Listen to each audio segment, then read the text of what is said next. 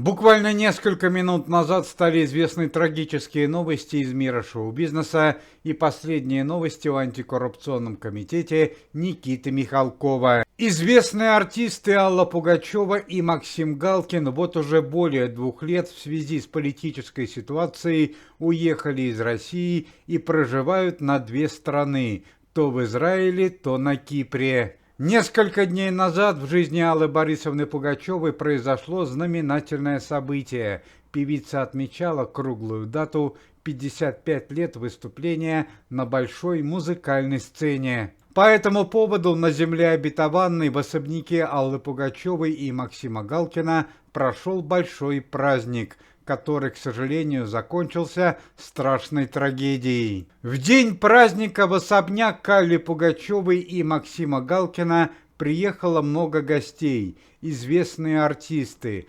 композитор Игорь Крутой, певица Лайма Вайкуле, Кристина Орбакайте, Андрей Макаревич, Семен Слепаков, Максим Леонидов, Владимир Кузьмин, Сергей Челобанов и многие другие. Сначала известные артисты поздравили Аллу Пугачеву со знаменательной датой. Из крупных подарков можно выделить бизнес в Америке, связанный с мебельной фабрикой от композитора Игоря Крутого, легкомоторный самолет от Владимира Кузьмина, портрет Аллы Борисовны Пугачевой от Кристины Орбакайте и двухпалубная яхта от семьи Андрея Макаревича. После вручения подарков Алла Борисовна Пугачева исполнила несколько своих самых известных песен для дорогих гостей, а потом началось праздничное гуляние, которое, к сожалению, закончилось печальным событием. После праздничного гуляния, которое по примерным данным обошлось Алле Пугачевой в $400 тысяч,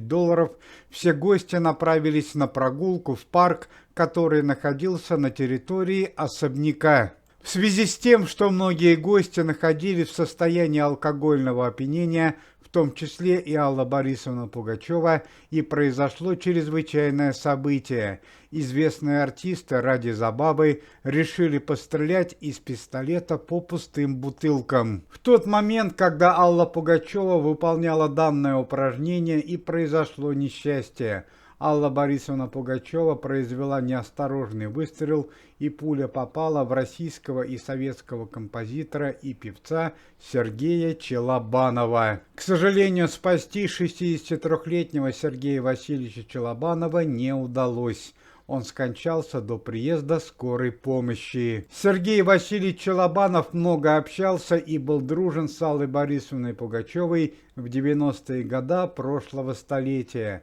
Он является автором и исполнителем таких известных песен, как «О Боже», «Незваный гость», «Не обещай» и многих других. К месту происшествия была вызвана израильская полиция. Чем закончилось чрезвычайное событие для Аллы Пугачевой, пока неизвестно. Ну и по традиции последние новости о антикоррупционном комитете Никиты Михалкова и его работе. Вчера вечером в городе Вологде во время антикоррупционной проверки и открытия филиала комитета в тяжелое ДТП попал член организации и известный певец 90-х годов Алексей Глызин. Алексей Глызин был госпитализирован. Состояние артиста на данный момент диагностируется как средне-тяжелое. За последнюю неделю сотрудники антикоррупционного комитета Никиты Михалкова открыли 2 новых филиала организации в городах Люберцы